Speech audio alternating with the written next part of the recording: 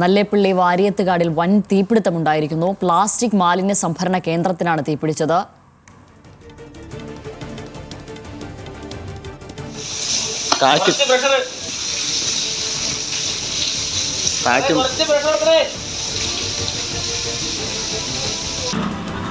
വിവരങ്ങളുമായി പാലക്കാട് നിന്ന് പ്രസാദ് ഉടുമ്പശ്ശേരിയുണ്ട്. പ്രസാദ്, എന്താണ് നിലവിൽ അവിടുത്തെ സ്ഥിതി? അവിടെ എത്ര യൂണിറ്റ് ഫയർഫോഴ്സ് എത്തിയിട്ടുണ്ട്? അവരൊക്കെ തീയണക്കാനുള്ള തീവ്ര ശ്രമത്തിലാണോ? ഈ 3 ഏക്കറിലാണ് തീപിടിച്ചതെന്ന് മനസ്സിലാക്കുന്നു. ഷമലി, ഇപ്പോഴും തീ അണയ്ക്കാനുള്ള ശ്രമം നടക്കുകയാണ്. 4 യൂണിറ്റ് ഫയർഫോഴ്സിൻ്റെ 4 യൂണിറ്റാണ് ഇവിടെ എത്തി ഇപ്പോൾ തീ അണയ്ക്കാനുള്ള ശ്രമം നടത്തുന്നത്. ഇന്ന് രാവിലെ 3:30 ഇവിടെ തീപിടുത്തം ഉണ്ടായിട്ടുള്ളത്. ഇത് ക്ലീൻ കേരള പദ്ധതിയുടെ ഭാഗമായി വിവിധ പഞ്ചായത്തുകളിൽ നിന്നും ശേഖരിക്കുന്ന പ്ലാസ്റ്റിക് മാലിന്യങ്ങൾ ഇവിടെ തരം തിരിച്ച് മാറ്റുന്ന പ്രക്രിയയാണ് ഇവിടെ നടക്കുക. ഇതൊരു ഏജൻസി കരാറെടുത്തുകൊണ്ടാണ് ഇത് ചെയ്യുന്നത്.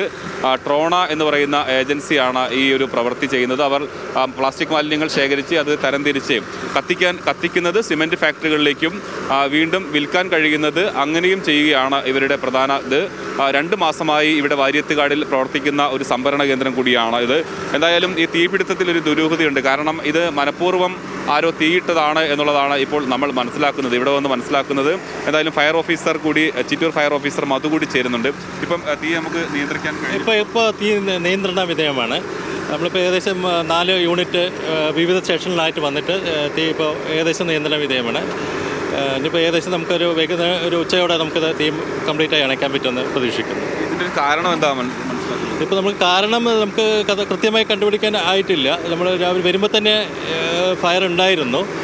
അപ്പോൾ എനിക്ക് തോന്നുന്നു ചിലപ്പോൾ പിന്നെ മനഃപൂർവ്വം ആയിരിക്കും, പറയാൻ പറ്റില്ല. അത് നമുക്കത് അന്വേഷിച്ച ശേഷം പേര് അറിയാൻ പറ്റില്ല എന്താണ്. ഇല്ല, ഷോർട്ട് സർക്യൂട്ടിനൊന്നും ഒരു സാധ്യതയില്ല. ഇലക്ട്രിക് ലൈനൊന്നും സമീപത്തോടെ ഒന്നും പോകുന്നില്ല. അതുകൊണ്ട് അല്ല അതൊന്നും അങ്ങനെയൊന്നും ഇല്ല. അപ്പോൾ നോക്കണം, അതിൻ്റെ കാരണം കണ്ടുപിടിക്കണേ ഉള്ളൂ. എന്താണെന്ന് വെച്ചാൽ ഷമിലി, അതാണ് ഇതിൻ്റെ കാരണം കണ്ടെത്തേണ്ടതുണ്ട്. എന്തായാലും ഇത് മനഃപൂർവ്വം തീയിട്ടതാണ് എന്നുള്ളതിന് കാണിക്കുന്നത്. ഏറെക്കുറെ 3 ഏക്കറോളം വരുന്ന ഈ സ്ഥലത്താണ് ഈ പ്ലാസ്റ്റിക് പൂർണ്ണമായും കത്തിക്കൊണ്ടിരിക്കുന്നത്. എന്തായാലും ഇതിപ്പോൾ ഒരു ഉച്ചയോടുകൂടി തന്നെ തീ നിയന്ത്രണ വിധേയമാക്കാൻ കഴിയും എന്നുള്ളതാണ് ഫയർ ഓഫീസർ വ്യക്തമാക്കിയിട്ടുള്ളത്. 4 യൂണിറ്റ് ചിറ്റൂർ, കൊല്ലങ്കോട്, കൊഴിഞ്ഞാമ്പാറ തുടങ്ങിയ സ്ഥലങ്ങളിൽ നിന്നുള്ള 4 യൂണിറ്റ് ഫയർഫോഴ്സ് എത്തിയാണ് തീ അണയ്ക്കാനുള്ള ശ്രമം നടത്തുന്നത്. നേരത്തെ പറഞ്ഞതുപോലെ ക്ലീൻ കേരള പദ്ധതിയുടെ ഭാഗമായി അവിടെ ഈ സ്വകാര്യ ഏജൻസി ഇത് കരാറെടുക്കുകയും അങ്ങനെ പ്ലാസ്റ്റിക്കുകൾ തരം തിരിച്ചുകൊണ്ട് മാറ്റുകയുമാണ് ചെയ്യുന്നത്.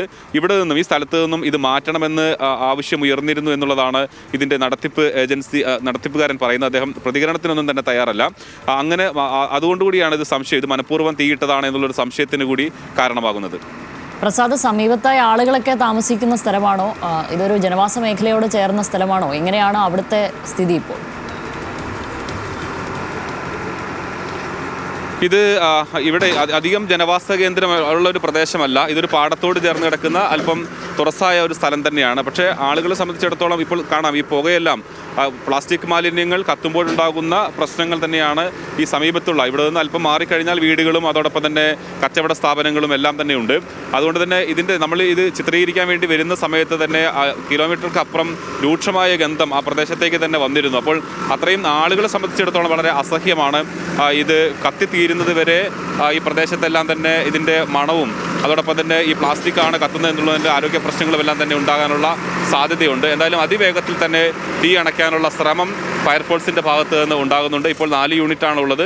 ആവശ്യമെങ്കിൽ കൂടുതൽ യൂണിറ്റ് എത്തിക്കാനുള്ള ശ്രമവും ഫയർഫോഴ്സിൻ്റെ ഭാഗത്ത് നിന്ന് ഉണ്ടാകും എന്നുള്ളതാണ് പറയുന്നത്. ശരി, പ്രസാദ് ഉടുമ്പശ്ശേരിയാണ് പാലക്കാട് നിന്ന് വിവരങ്ങൾ.